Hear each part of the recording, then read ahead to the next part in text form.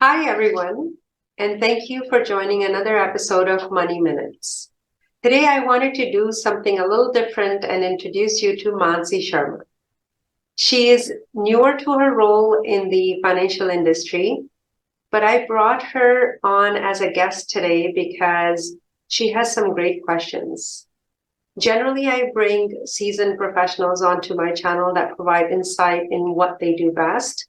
In this case, Mansi has challenging questions regarding our young generation that I would like to share with you. So let's get started. Mansi, welcome to the channel, and let's start with your first question. Okay, thank you so much for letting me come on the channel and letting me be a part of it. So I'm just going to kind of dive right into it. From talking to some of my friends and some of my colleagues at work, I've noticed that the younger generation is quite overwhelmed by the real estate market. As you know, the average age in Ontario and well over Canada, it's around 36 years old. And a lot of my friends and a lot of my colleagues, they would like to move out while they're still in their 20s.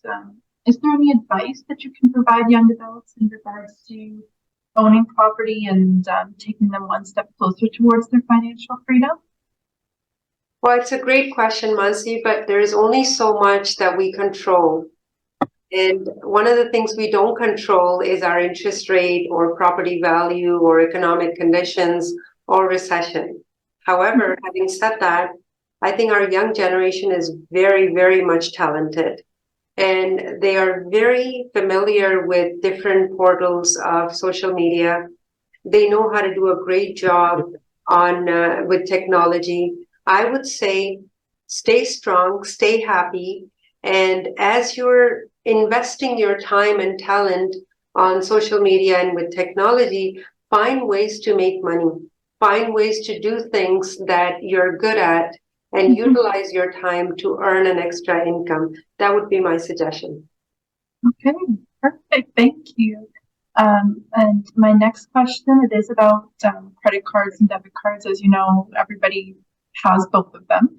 I do find that this topic is a little bit tricky. Some people just get it right off the bat, and some people don't. They really don't understand the difference between the two.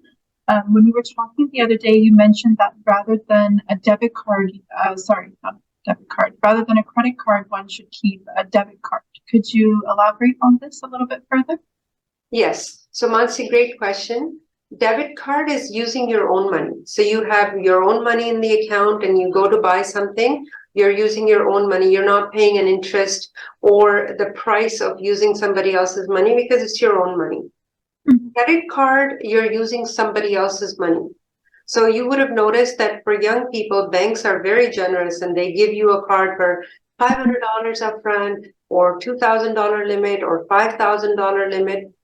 And a lot of times when I go to schools and I talk to students and I try to find out if they understand what credit means. Unfortunately, a lot of them don't. And just to give you an example, Mansi, on a credit card worth $10,000, if you kept only your balance and paid interest only and didn't make any payments against the principal, you will end up paying $47,000 just in interest. Okay, so the best advice I can give you is that take a credit card because it builds your credit score. You need it. Use it throughout the month, but have a budget. So if your budget for the month is $200 and your credit card has a limit of 500, use only 200 and pay it off at the end of the month. You will never regret having credit cards that way. Okay, no, that makes a lot of sense. That's what you taught me as well. My last and my final question is to you, is that I find a lot of people, especially the older generation, saying that the best way to save money is to just put money away in an account. When I picture putting money away, I think of like a golden piggy bank that pops into my head. However, I am aware that as you get older, there are different strategies that one can use. For people around my age, I am 22. I'm in my 20s now. What would you suggest is the best method for saving, in your opinion? Great question, and I hope everybody that's between 18 and 25 is listening. People don't become rich by earning money, they become rich by saving money. Okay. So when I say save money, regardless of what account, what vehicle, registered, non-registered, all that clutter that you have in your mind, take it out. As long as you're saving money. Okay. And starting a saving program early is very important. You could choose different ideas. You could say, I don't want to take any risk. I want to start a GIC and that's it. That's how I'm going to save my money. Or I can go online, open up a Wealth Simple account, open a TFSA for myself, and start maybe a balanced portfolio or a conservative portfolio. Like these days, investing money for young generation is made so easy. Just have to find something to do. You can even buy stocks, but I wouldn't recommend that you jump into stocks until you do your research. Okay.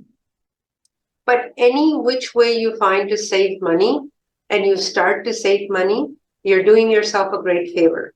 Because as young as you are today, the most benefit you get from investing is by having time on your side.